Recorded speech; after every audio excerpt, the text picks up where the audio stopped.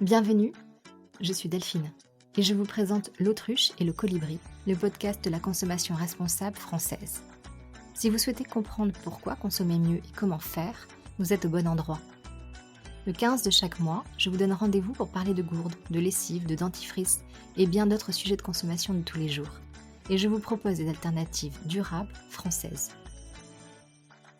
Vous écoutez l'épisode 31 qui porte sur le thé. Cela faisait longtemps, non ?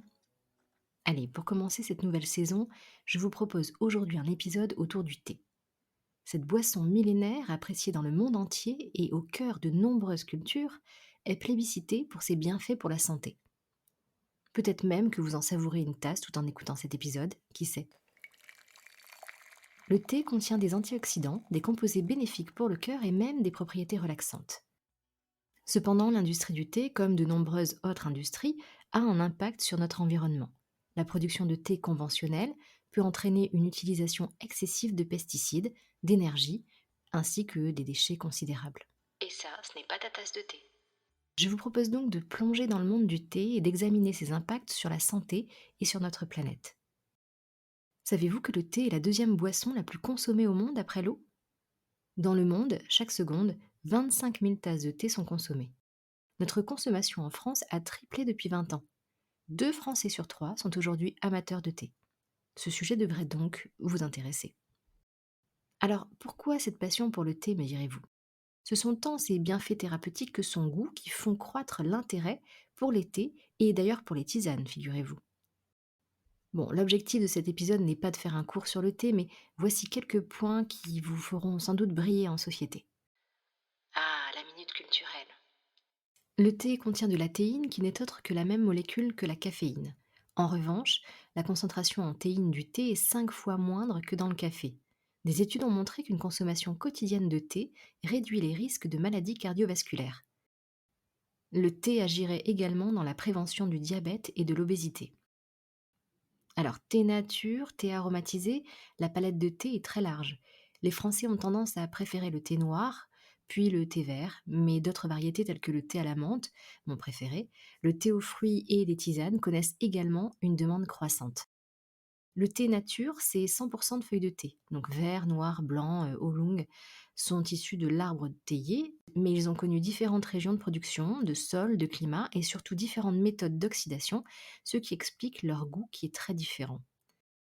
Le thé aromatisé est quant à lui composé de feuilles de thé auxquelles on a ajouté des fruits, des fleurs, des huiles essentielles, des épices. Bon, cette petite aparté culturelle est en fait, si on regarde en détail l'empreinte de 1 litre de thé sur le site Impact CO2, on trouve le chiffre de 39 grammes de CO2 émis. À titre de comparaison, une tablette de chocolat noir de 100 grammes correspond environ à 500 grammes de CO2. Ah bah ça va alors. Attention, ce chiffre n'est qu'une moyenne et il va varier en fonction de la zone géographique où le thé est cultivé. Et pour cause, 62,6% de cette empreinte est due à la culture du thé. Pour ceux qui ont écouté les épisodes 10 et 26, vous verrez qu'on retrouve des problématiques qui sont similaires à la culture du cacao et du caféier. Usage de pesticides et déforestation sont les 2 points majeurs qui concernent la culture du thé. La hausse de la demande des consommateurs en est responsable. La demande mondiale aurait augmenté de 60% sur les 20 dernières années dans le monde. Cela a pour conséquence la multiplication des plantations de théiers au détriment des forêts, et puis le recours à des engrais et autres pesticides qui détériorent les sols et la biodiversité. Dans certaines régions, notamment en Asie du Sud-Est, la culture du thé a entraîné une déforestation massive pour faire place aux plantations et à la culture intensive. C'est le cas du Sri Lanka, dont les forêts finalement ne couvrent aujourd'hui que 5% du territoire, contre 90% dans les années 50. C'est aussi le cas du nord-est de l'Inde, dans la région de l'Assam, une zone très riche en biodiversité et qui voit son paysage transformé en étendue de monoculture de théiers. La conséquence de cette déforestation est bien sûr la perte d'arbres, mais aussi d'animaux. C'est le cas notamment des éléphants. Pour augmenter la productivité et protéger les cultures du développement des champignons, insectes et autres ravageurs, les cultivateurs de thé utilisent des pesticides et des engrais chimiques. Mais les doses diffèrent d'une région à l'autre. Par exemple, le Japon utiliserait 7 fois plus d'engrais azotés que le Kenya, ce qui fait qu'un thé provenant du Japon aura un bilan carbone moins bon que celui d'un thé qui vient du Kenya. Cet usage de pesticides et d'engrais peut entraîner une pollution de l'eau et des sols, ainsi que des risques pour la biodiversité, mais aussi pour la santé humaine. Je vais m'arrêter sur ce point majeur de la santé quelques minutes. Au début des années 2010, Greenpeace a mené des études sur le thé chinois et le thé indien. Ces études ont mis en avant des résidus de pesticides illégaux ou non répertoriés dans la plupart des thés échantillonnés, avec des quantités supérieures à la limite légale dans de nombreux échantillons. Une étude publiée en mars 2022 par le magazine 60 millions de consommateurs vient confirmer ces études. Plus de la moitié des 48 thés et tisanes testés contiennent des résidus de pesticides, dont certains sont interdits en France ou en Europe. Mais aussi, on retrouve des métaux lourds, des fragments d'insectes, des poils de rongeurs, du plastique, des pierres, bref, à boire et à manger. Seul les thés bio apportent la garantie du zéro pesticide. Dieu merci.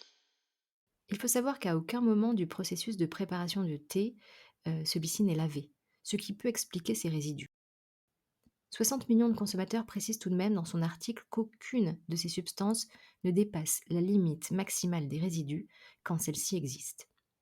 Je vous mets le lien vers l'article si vous voulez savoir plus en détail si vous avez des pesticides ou des poils de rat dans votre thé.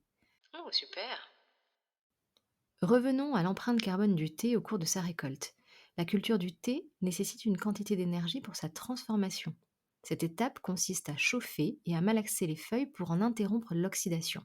C'est le cas en particulier de la fabrication du thé noir et du thé oolong, qui nécessitent de l'énergie pour le séchage, la fermentation et d'autres processus. En fonction de la source d'énergie utilisée, si elle est issue d'énergie fossile ou d'énergie renouvelable, le bilan carbone sera plus ou moins impacté. Le deuxième poste majeur dans l'empreinte carbone d'un litre de thé provient au moment de consommer le thé. Cela représente 33,6% de l'empreinte carbone d'un litre de thé, soit 13,16 grammes de CO2 émis. Et oui, le thé doit infuser dans de l'eau et de l'eau chaude qui plus est. Il faut donc la faire chauffer en utilisant de l'électricité ou du gaz.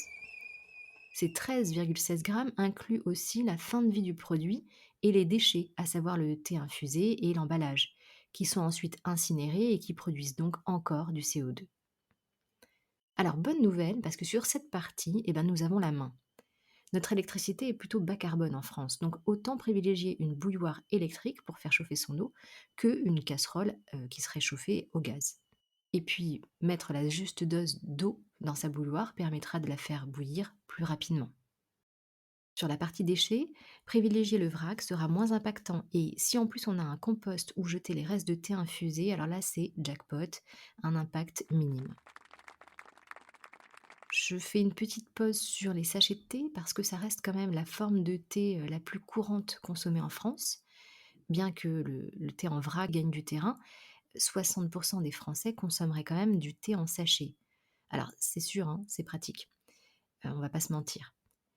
Si la loi anti-gaspillage pour une économie circulaire a banni les sachets contenant du plastique, pour autant, ce format existe encore et on voit fleurir des sachets en papier recyclé, biodégradable ou encore compostable sur nos linéaires.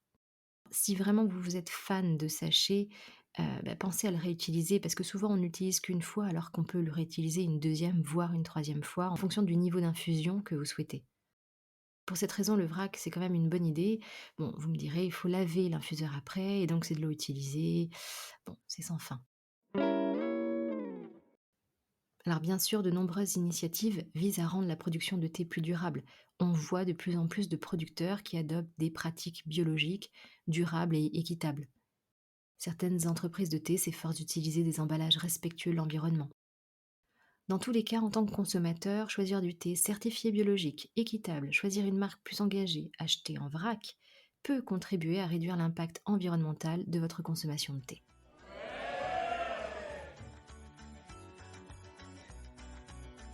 Merci à vous de m'avoir écouté jusqu'au bout.